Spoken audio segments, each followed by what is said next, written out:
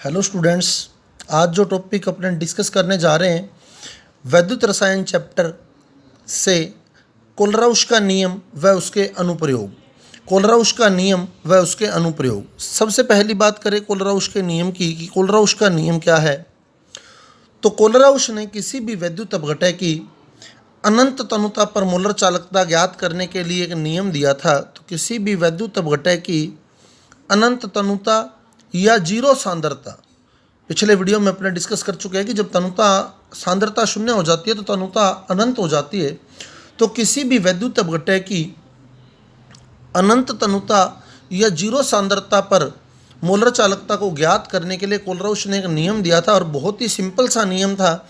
जैसे उसने कहा, मान लो NaCl है, NaCl की अनंत तनुता पर मैं मोलर चालकता ज्ञात करना चाहता हूँ। तो NaCl के आयन कौन कौन से हैं? एक तो Na प्लस और एक Cl माइनस। तो उसने कहा NaCl की अनंत तनुता पर मोलर चालकता देख लो, Cl माइनस की अनंत तनुता पर मोलर चालकता देख लो, दोनों को ऐड कर लो तो पूरे NaCl की अनंत तनुता पर मोलर चालकता आ जाएगी।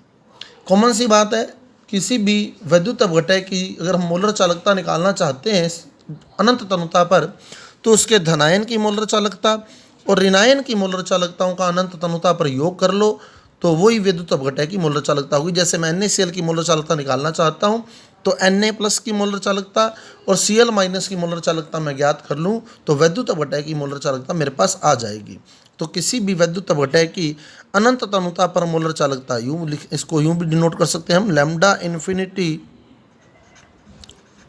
NaCl। जैसे NaCl की मैं अनंत तनुता पर मोलर चालकता निकालना चाहता हूँ तो ये बनेगा lambda infinity Na plus plus lambda infinity Cl minus, यानी अनंत तनुता पर Na प्लस की मोलर चालकता और अनंत तनुता पर Cl माइनस की मोलर चालकता का योग NaCl की मोलर चालकता के बराबर होगा। यानी किसी भी वैद्युत अपघटय की अनंत तनुता पर मोलर चालकता उसके धनायन और ऋणायन की अनंत तनुता पर मोलर चालकता के योग के बराबर होती है।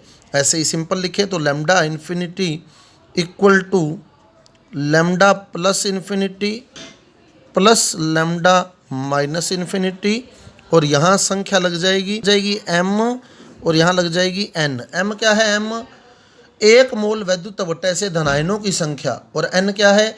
एक मोल वैद्युत अपघटय से प्राप्त ऋणायनों की संख्या।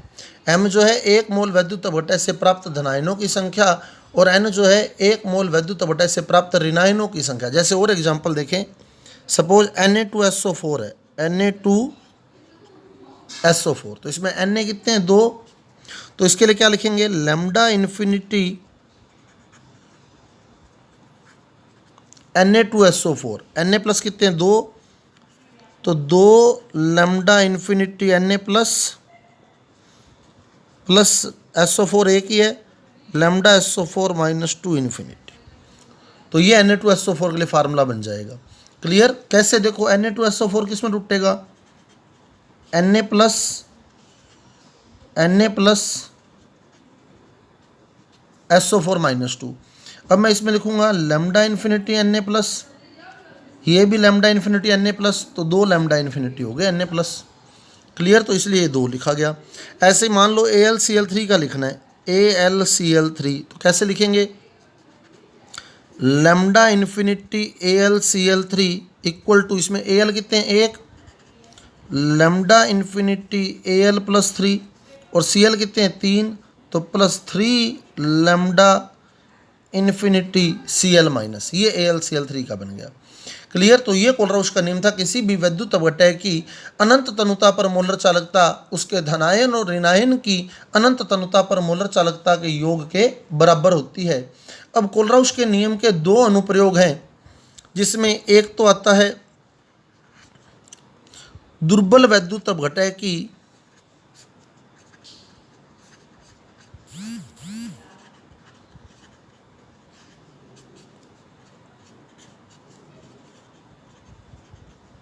अनंत तनुता पर मोलर चालकता।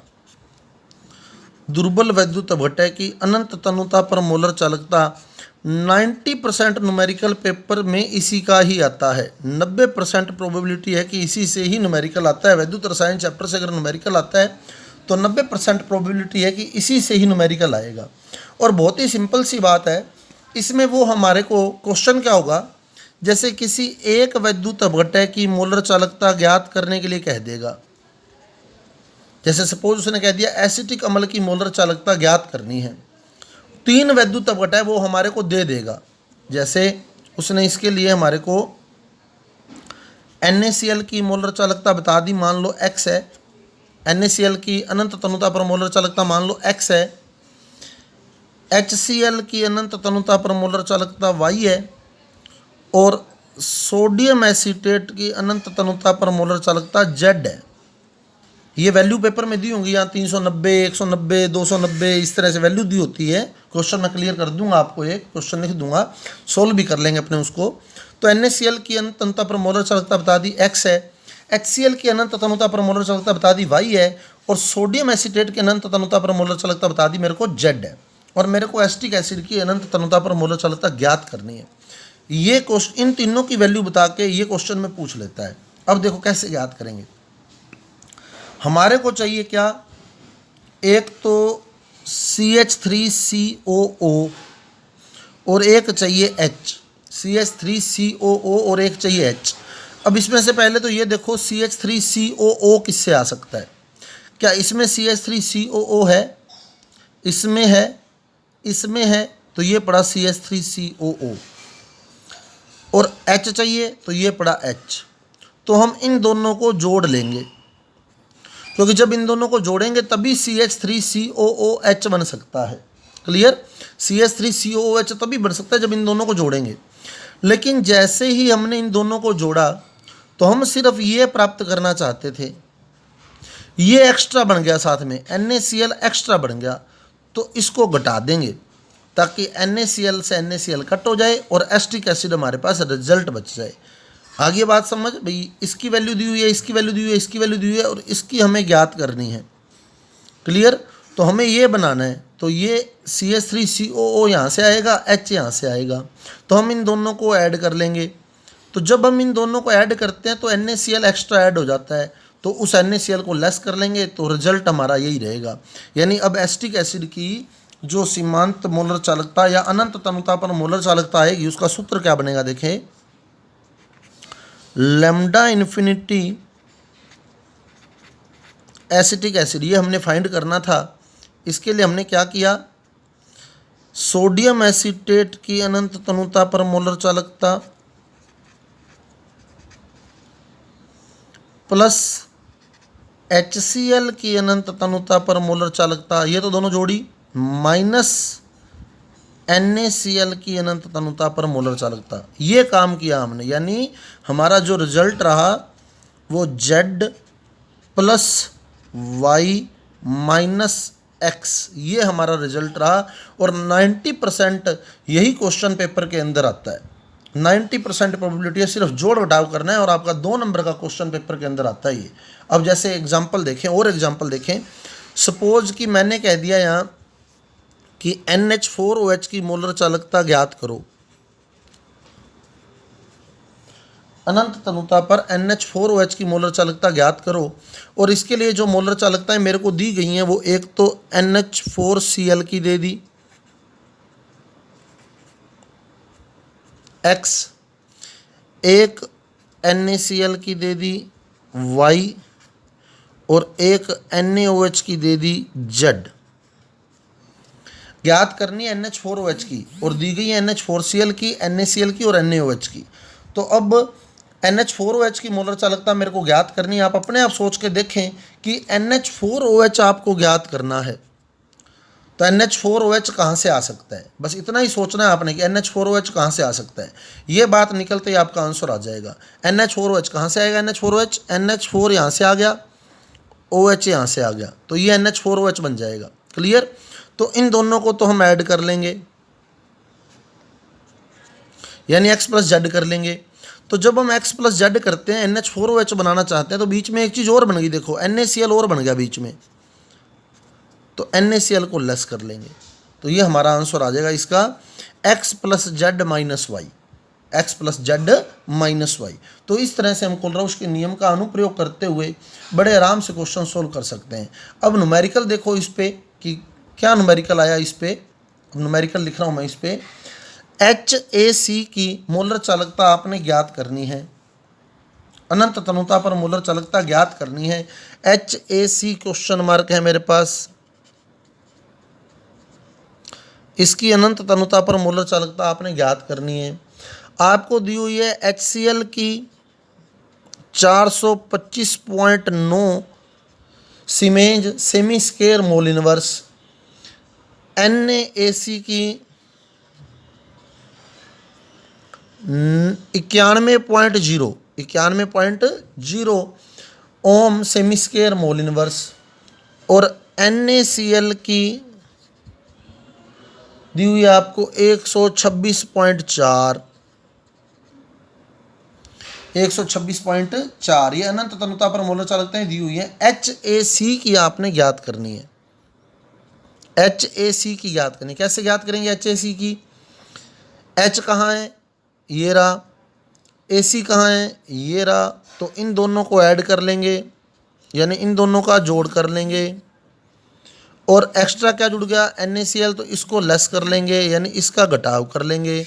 तो अपना उत्तर आ जाएगा 425.9 प्लस 91 माइनस 126.4। तो जब आप इसको सोल्व कर लेंगे तो 390.5 ohm inverse semi square mol inverse. तो इस तरह हम किसी भी दुर्बल वैद्युत अपघटय की मोलर चालकता ज्ञात कर सकते हैं। यहाँ HAC बता दूं आपको, HAC जो है वो एसिटिक अम्ल ही है, CH3COOH ही है। AC एसीटेट का प्रतीक है, एसीटेट का, CH3COO का। बाकी क्वेश्चन बहुत ही ईजी है। एक विद्युत अपघटय की मोलर चालकता आपसे पूछेगा और 3 विद्युत अपघटयों की मोलर चालकता आपको देगा। इसी तरह का क्वेश्चन पेपर में आता है। अब कोलराउश के नियम का जो दूसरा अनुप्रयोग है, सेकंड जो इसमें एप्लीकेशन है, दुर्बल विद्युत अपघटय के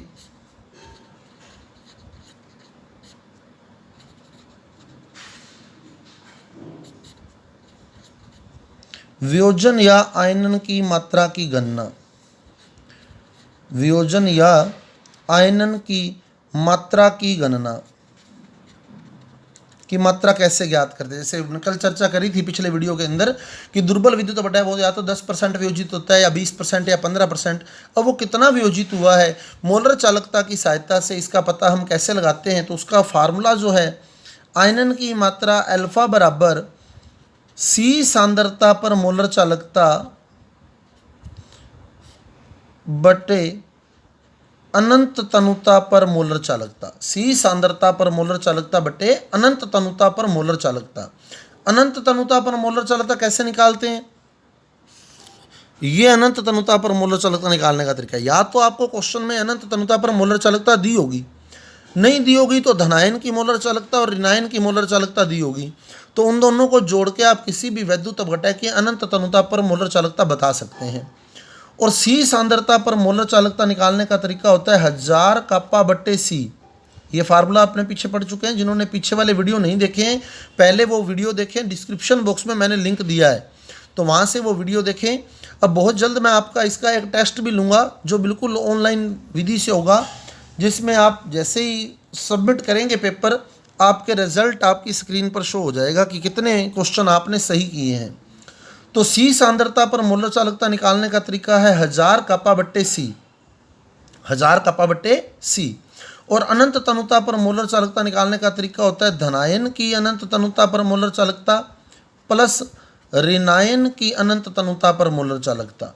तो इन दोनों मेथड से हम ये दो मोलर चालकताएं ज्ञात कर लेते हैं और आयनन की मात्रा की कैलकुलेशन कर लेते हैं। तो या तो हमारे को अनंत तनुता पर मोलर चालकता डायरेक्ट दी होगी, या धनायन और ऋणायन की मोलर चालकताएं दी होंगी। जैसे मैं क्वेश्चन देखें, एक क्वेश्चन बता रहा हूँ आपको। क्वेश्चन दिया हुआ है मेरे को, सांद्रता जो है, सांद्रता दी हुई है 0.001028 मोल पर लीटर। सांद्रता दी हुई है 0.001028 मोल पर लीटर। और चालकता दी हुई है, चालकता यानी कापा दिया हुआ है 4.95 into 10⁻⁻5 ohm inverse semi inverse, और अनंत तनुता पर मोलर चालकता दी हुई है, अनंत तनुता पर मोलर चालकता दी हुई है मेरे को 390.5 एसिटिक अम्ल के लिए 390.5, ये वैल्यूज़ मेरे को दी हुई हैं। सी दिया हुआ है, कापा दिया हुआ है और अनंत तनुता पर मोलर चालकता दी है, और मेरे से आयनन की मात्रा पूछी हुई है। तो आयनन की मात्रा का सूत्र सी सांद्रता पर मोलर चालकता बटे अनंत तनुता पर मोलर चालकता। तो सी सांद्रता पर मोलर चालकता कैसे कैलकुलेट करते हैं, 1000 कापा बट्टे सी। अब आप देखें कापा आपको दिया हुआ है, वैल्यू पुट हो जाएगी, सी आपको दिया हुआ है, वैल्यू पुट हो जाएगी। तो सी सांद्रता पर मोलर चालकता कैलकुलेशन इससे हो जाएगी, डिवाइडेड बाय अनंत तनुता पर मोलर चालकता। अनंत तनुता पर मोलर चालकता ज्ञात कर लेंगे, अनंत तनुता पर मोलर चालकता डायरेक्ट दी हुई है तो वो पुट कर देंगे। पहले 1000 कापा बट्टे सी अलग से सोल्व कर लेंगे, तो हम फार्मूला यहाँ लिखेंगे, सी सांद्रता पर मोलर चालकता जो है उसका सूत्र है 1000 कापा बट्टे सी, वैल्यू पुट कर देंगे 1000 इंटू कापा दिया हुआ है 4.95 इंटू 10⁻5 बटे सी दिया हुआ है 0.001028। तो ये सोल्व कर लेंगे अपने, इसका आंसर लगभग 48 के नियर अबाउट आएगा आपके पास, 48.15। अब 48.15 को डिवाइड कर देंगे अनंत तनुता पर मोलर चालकता जो कि 390.5 दी हुई है, तो बटे में 390.5 आ जाएगा। तो ये हमारा अल्फ़ा का आंसर आ जाएगा। इस प्रकार अल्फ़ा का आंसर निकाल लेंगे। और ये ध्यान रखना, अल्फ़ा का उत्तर कभी भी एक या एक से ज़्यादा नहीं आएगा, मैक्सिमम एक होता है प्रबल विद्युत अपव्यय के लिए, क्योंकि प्रबल विद्युत अपव्यय 100% वियोजित होता है। तो वहाँ हमने लिखा था अल्फ़ा इक्वल टू 100%, 100% का मतलब 100/100 यानी 1। तो प्रबल विद्युत अपव्यय के लिए एक होता है, जबकि हमारा जो टॉपिक है वो दुर्बल विद्युत अपव्यय के लिए है। तो दुर्बल विद्युत अपव्यय के लिए हमने पढ़ा था कि अल्फा जो होता है वो 100% से कम होता है, यानी हमेशा एक से कम ही आएगा आपका उत्तर। तो ये कोलराउस का नियम और इसके अनुप्रयोग थे। अब एक टॉपिक और चर्चा करेंगे हम इसमें, आयनों के अभिगमनांक से हम मोलर चालकता की गणना कैसे कर सकते हैं वो और देखेंगे। आयनों के अभिगमनांक द्वारा मोलर चालकता की गणना। अब हमारी बुक में डायरेक्ट एक संबंध दिया हुआ है कि धनायन का जो अभिगमनांक होता है NC से डिनोट किया हुआ है, धनायन का जो अभिगमनांक है वो उसके धनायन की अनंत तनुता पर मोलर चालकता बटे वैद्युत अपव्यय की अनंत तनुता पर मोलर चालकता, ये संबंध लिखा हुआ है कि धनायन का अभिगमनांक बराबर धनायन की अनंत तनुता पर मोलर चालकता बटे वैद्युत अपव्यय की अनंत तनुता पर मोलर चालकता। इसी प्रकार ऋणायन का अभिगमनांक C जो है C4 कटायन, कटायन यानी धनायन, इसको यूं भी डिनोट कर सकते हैं N प्लस, और इसको यूं भी डिनोट कर सकते हैं N-, A4 एनायन। तो ऋणायन का, एनायन यानी ऋणायन, ऋणायन का अभिगमनांक बराबर ऋणायन की अनंत तनुता पर मोलर चालकता बट्टे सीमांत मोलर चालकता। ये संबंध हमारी किताब में लिखा हुआ है, पर यह संबंध आया कैसे, स्टार्टिंग से हम चर्चा करेंगे कैसे बना ये संबंध। तो मोलर चालकता को प्रभावित करने वाले कारकों में एक इफेक्ट आता है ताप का प्रभाव। उस ताप के प्रभाव से यह संबंध निकाला गया, ताप का प्रभाव। अब ताप का प्रभाव क्या होता है, ताप का प्रभाव कहता है कि जितना ज़्यादा ताप हम बढ़ाते हैं उतनी ज़्यादा आयनों की गतिज ऊर्जा बढ़ती है, यानी आयनों का वेग बढ़ता है, और आयनों का वेग बढ़ने से, गतिज ऊर्जा बढ़ने से मोलर चालकता बढ़ती है। आयनों की गतिज ऊर्जा बढ़ने से मोलर चालकता बढ़ती है, यानी कुल मिला के धनायन की जो मोलर चालकता है अनंत तनुता पर वो धनायन के वेग के समानुपाती है, U प्लस धनायन का वेग है, और जो ऋणायन की अनंत तनुता पर मोलर चालकता है वो ऋणायन के वेग के समानुपाती है। क्लियर। ताप का प्रभाव कहते हैं कि ताप बढ़ाने पर मोलर चालकता बढ़ती है, जिसका मुख्य कारण है कि ताप बढ़ाने पर गतिज ऊर्जा बढ़ती है, गतिज ऊर्जा बढ़ती है तो फिर मोलर चालकता बढ़ती है। आयनों की गति जितनी ज़्यादा होती है उतनी ज़्यादा मोलर चालकता होती है।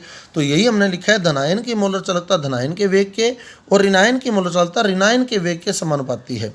अगर समानुपाती का निशान हटाते हैं तो यहाँ नियतांक लग जाएगा, यानी ये बन जाएगा लैम्डा प्लस इन्फिनिटी बराबर KU प्लस, समीकरण नंबर 1 दे दी, और लैम्डा माइनस इन्फिनिटी बराबर के यू माइनस समीकरण नंबर 2 दे दी। क्लियर।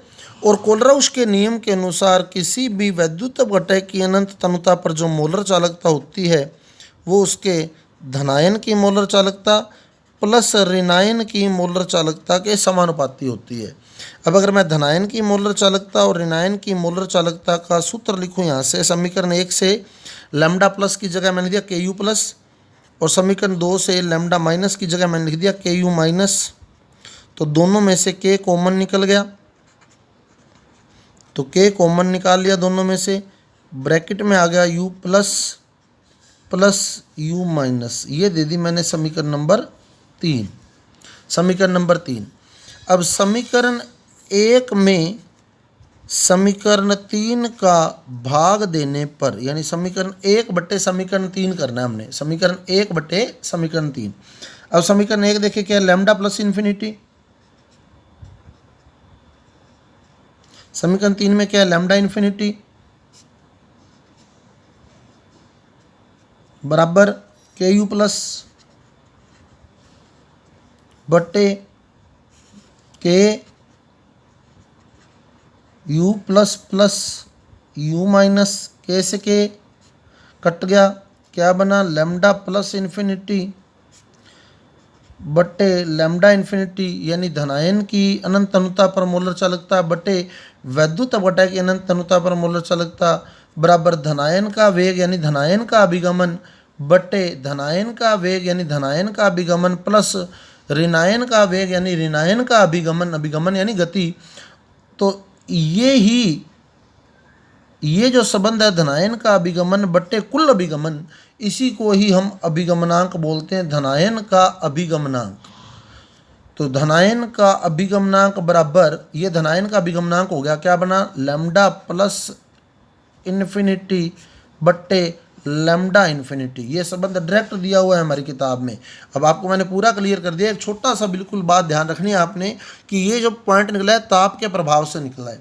जैसे जैसे हम ताप बढ़ाते हैं वैसे वैसे आयनों की गतिज ऊर्जा बढ़ती है, गतिज ऊर्जा बढ़ने से मोलर चालकता बढ़ती है, यानी कुल मिला के आयनों की जो मोलर चालकता है उनकी गति यानी उनके वेग पर डिपेंड करती है। तो धनायन की मोलर चालकता धनायन के वेग पर, ऋणायन की मोलर चालकता ऋणायन के वेग पर डिपेंड करती है। तो संबंध लिखा हमने, उसके बाद कोलराउस का नियम लगा दिया। कोलराउस का नियम कहता है किसी भी वैद्युत अपघटक की अनंत तनुता पर मोलर चालकता धनायन के अनंत तनुता पर मोलर चालकता प्लस ऋणायन के अनंत तनुता पर मोलर चालकता के योग के बराबर होती है। दोनों का मान रख दिया, उत्तर निकाल लिया।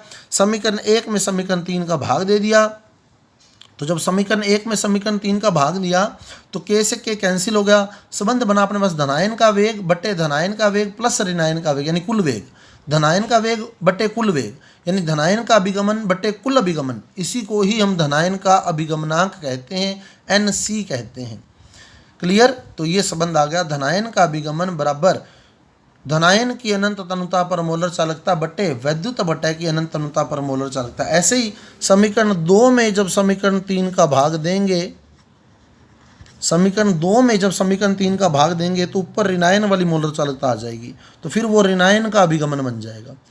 तो ऋणायन का अभिगमन बटे कुल अभिगमन, उसको बोलेंगे ऋणायन का अभिगमनांक, और यहाँ ऊपर फिर लैम्डा माइनस इन्फिनिटी आ जाएगा। यानी कुल मिलाकर ऋणायन का जो अभिगमनांक बनेगा वो NA बराबर, जब 2 में 3 का भाग देंगे, लैम्डा माइनस इन्फिनिटी बटे लैम्डा इन्फिनिटी। जब 2 में 3 का भाग देंगे, आप लोग देख सकते हैं, तो वहाँ बनेगा ऋणायन का अभिगमन NA, A for anion, anion बोलते हैं ऋणायन को। तो ये हम अभिगमनांक द्वारा मोलर चालकता की गणना कर सकते हैं। क्लियर। अब ये हमारे पास ये आ गया NC बराबर, ये आ गया NC बराबर लैम्डा प्लस इन्फिनिटी बटे लैम्डा इन्फिनिटी। तो यहाँ से हम धनायन की मोलर चालकता निकाल सकते हैं, यहाँ से हम ऋणायन की मोलर चालकता ज्ञात कर सकते हैं इस संबंध से। ये हमारे को दिया हुआ है, ये हमारे को दिया हुआ है, तो हम इसकी वैल्यू निकाल सकते हैं। ऐसे ही हमारे को ऋणायन का अभिगमन दिया हुआ है, ऋणायन का अभिगमनांक दिया हुआ है, और अनंत तनुता पर मोलर चालकता दी हुई है वैद्युत अपघटक की, तो हम ऋणायन की मोलर चालकता निकाल सकते हैं। अब धनायन और ऋणायन की मोलर चालकता जोड़कर किसी भी वैद्युत अपघटक की मोलर चालकता की गणना कर सकते हैं। तो ये हमारे पास संबंध बन जाता है। क्लियर।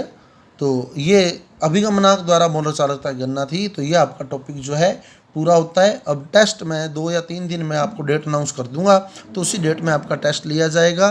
तो इसी चैप्टर से वो टेस्ट होगा। अपनी तैयारी जारी रखें। धन्यवाद।